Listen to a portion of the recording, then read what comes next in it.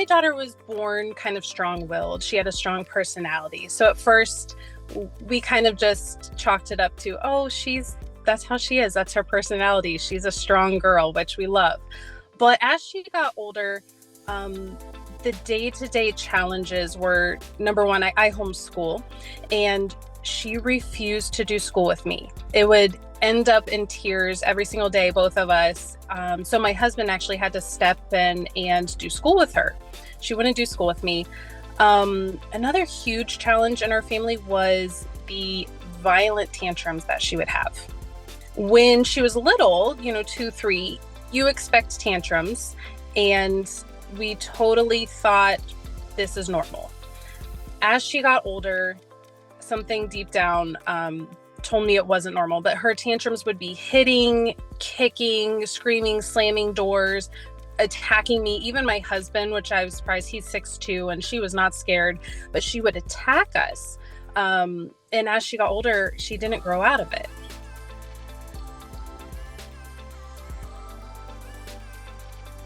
Nothing was the right fit because nothing worked.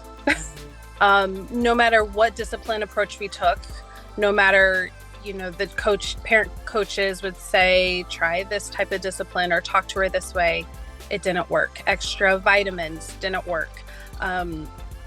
She would still, at least every couple of days, have a violent tantrum. So to me, I just kept searching and searching, not giving up, but also kind of questioning, was this just her personality? Is this just something we would have to deal with?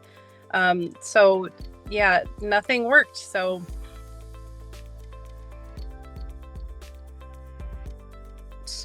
not only did I feel like a bad mom, because I could see the family and friends kind of questioning, well, are you disciplining her enough? Are you taking charge?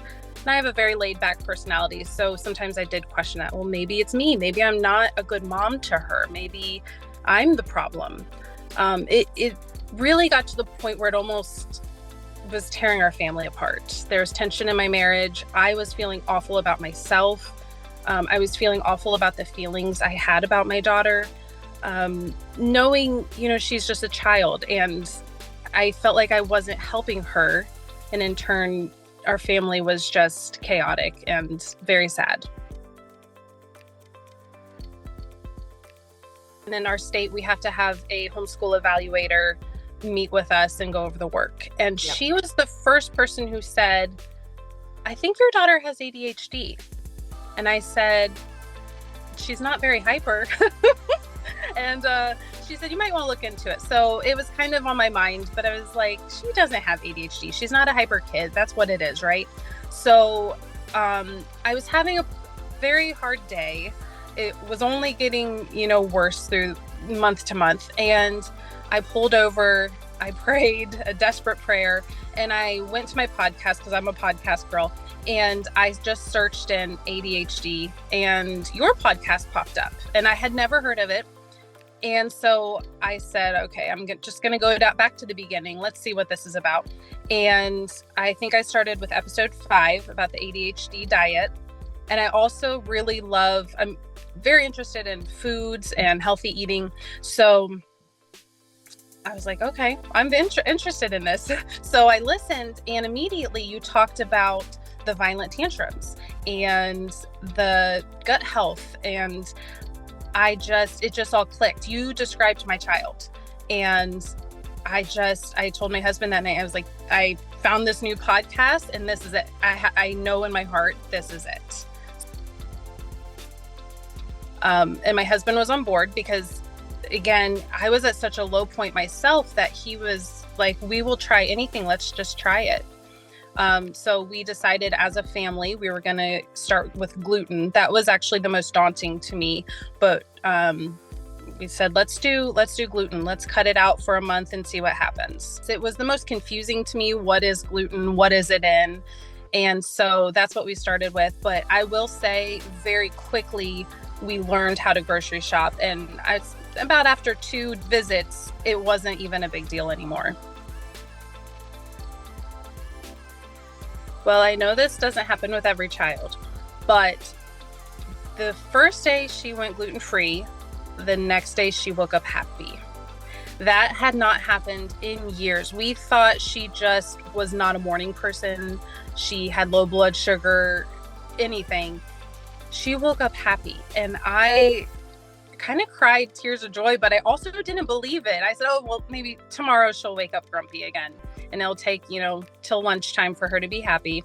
No, she has not woken up in a bad mood since that day. So every morning has been amazing, which in turn, my mental health has been great. I can tackle the day and take on the challenges without being drained first thing in the morning with tantrums. It's life-changing. Not only good for her, I just said, we're never going back. I don't care how hard it is to cut gluten. We are never going back. We'll figure it out. And so I was even more determined then to just get that out of the house. An awesome thing is about 2 weeks in, I think, of going gluten-free, I said, I'm going to test the waters. Let's be crazy and ask if she will do school with me. And she said yes.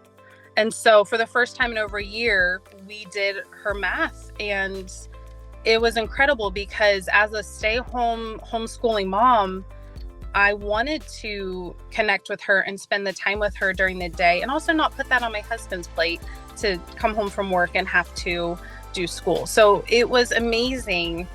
And I will say she still doesn't do school with me every day, but she does it with me sometimes, which is amazing after flat out refusing and tears, years before. So now she doesn't love school, but she does it with me now. So it's awesome. A few things. Number one, just try it. You just try it. It sounds hard, and don't say, well, we don't have much gluten anyway. 100% just go for it. Again, it doesn't have to be forever, but you know what? It probably will be because it'll work. So just try it. Get everybody on board. Do it as a family, and it's not that scary. It is daunting, but you can do it.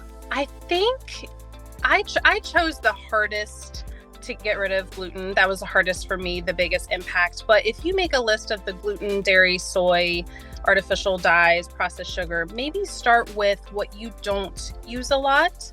Say your family doesn't eat a lot of artificial dyes, but maybe some.